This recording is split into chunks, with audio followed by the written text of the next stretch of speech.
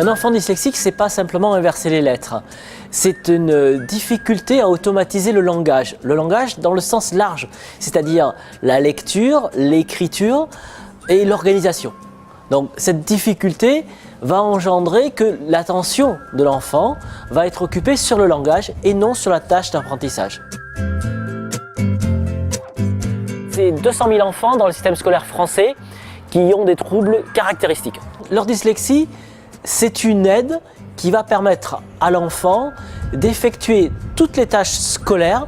Dans le cartable, l'enfant a son ordinateur qui contient tous ses cours, sa trousse, les manuels et les classeurs. Il nous fallait un outil pour aider l'enfant à accomplir toutes ces tâches. OneNote, c'est le centre du système. C'est très simple, c'est très accessible et c'est très puissant.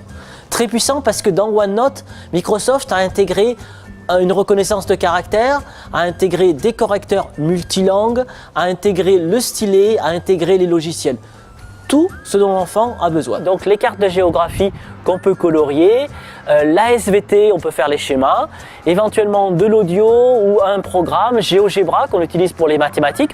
On intègre GeoGebra dans le logiciel.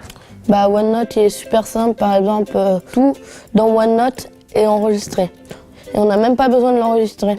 Par exemple, ce qui est bien, c'est que si un jour on est en train d'écrire et que OneNote ne répond plus, il sauvegarde automatiquement. Dedans, il y a le mode classeur, dedans, il y a les intercalaires et dans les intercalaires, il y a les pages. C'est ça qui est bien.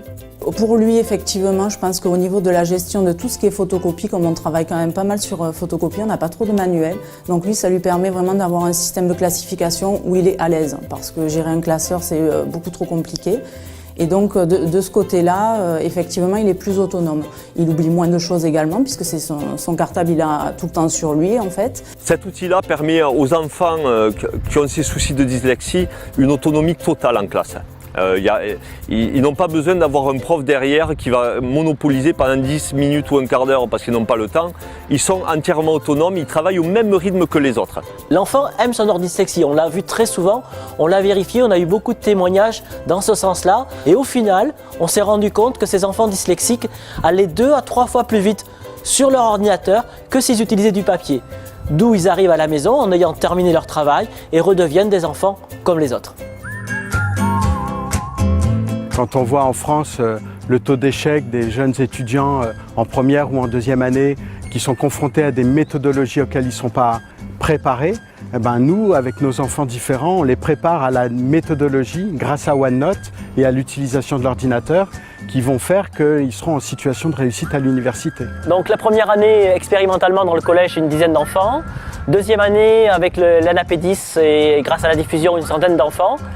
Et là, grâce à une donation d'Air France, à l'aide des ateliers du bocage, qui est une entreprise de réinsertion qui nous reconditionne complètement les ordinateurs, on a distribué 1400 ordinateurs à des enfants dans toute la France et dans les dom-toms. Jusque-là, ils avaient quand même le sentiment d'être toujours ou en retard, prendre les cours pendant la récréation, attendre que le prof soit disponible, toujours un train de retard en quelque sorte.